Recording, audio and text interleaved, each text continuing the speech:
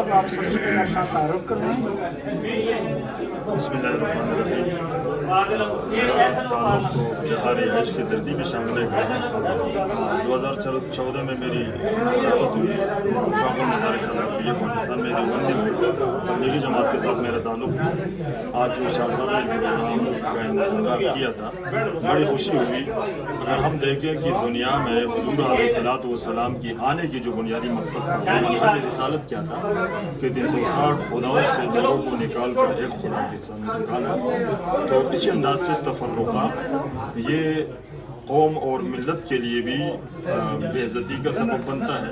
آج اسی تفرقوں کے باعث پاکستان بلکہ پوری دنیا میں جہاں بھی مسلمان ہیں، جب ان کی جمعیت ختم ہو گئی، ان کی آبرو ختم ہو جاتی ہے، ان کی عزت ختم ہو چکی ہے، ہر جگہ مسلمان پریشان مظلوم، اس کی بنیادی وجہ یہ ہے کہ ہمارے اندر تفرقہ ہے۔ اور دوسری جو ضروری بات یہ ہے کہ اس طرف تفرقے کی بنیاد ڈالنے والی فرعون ہے، اور اس کی بنیادی وجہ یہ تھی کہ اپنی جھوٹی خدائی کو بچانے کی خاطر اس نے اپنے لوگوں کے اندر تفرقہ اور گروہ بندی کی، اور قرآن نے اس کا اس انداز میں ذکر کیا ہے کہ ان فرعون علا فی الارض وجعل اہلها شیعا یستضعف طائفۃ منهم، پھر قرآن نے فرمایا انہ کان من المفسدین۔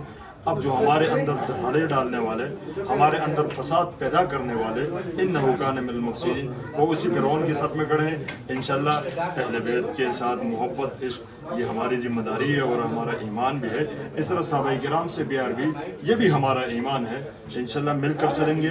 اور ابھی محرم بھی آ رہا ہے، اسی محرم کے ایام کو یوں منائیں گے کہ جس طرح حضور علیہ الصلوۃ والسلام نے منانے کا، اور پھر مظلوم کے ساتھ کھڑے ہونے کا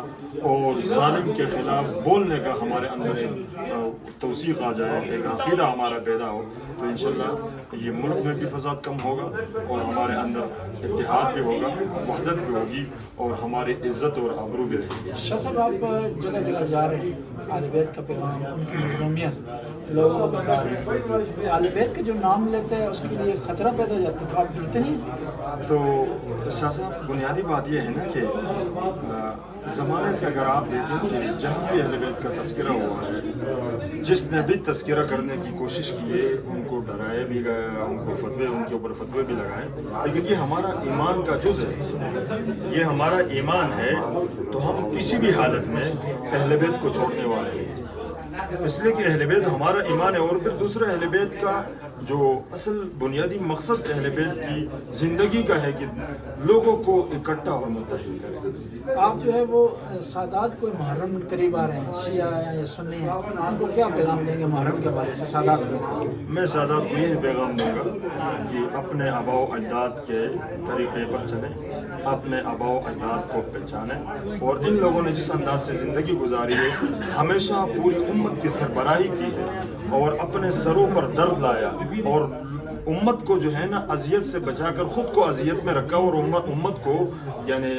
وہ راحت اور آرام عطا فرمایا ہے۔ ہم بھی یہی چاہتے ہیں کہ بھئی سادات ملک کے بھی اور قوم کے بھی بڑے ہوتے ہیں، سید کا معنی ہی سردار ہوتا ہے، جس طرح حضور علیہ الصلوۃ والسلام کائنات کے بڑے ہیں، اس طرح ان کی اولاد بھی کائنات کی ذمہ داری ہے۔ تو یہ سادات سے انشاءاللہ شکریہ، خدا آپ کو سلامت رکھے، اس کا اجر عطا فرمائے۔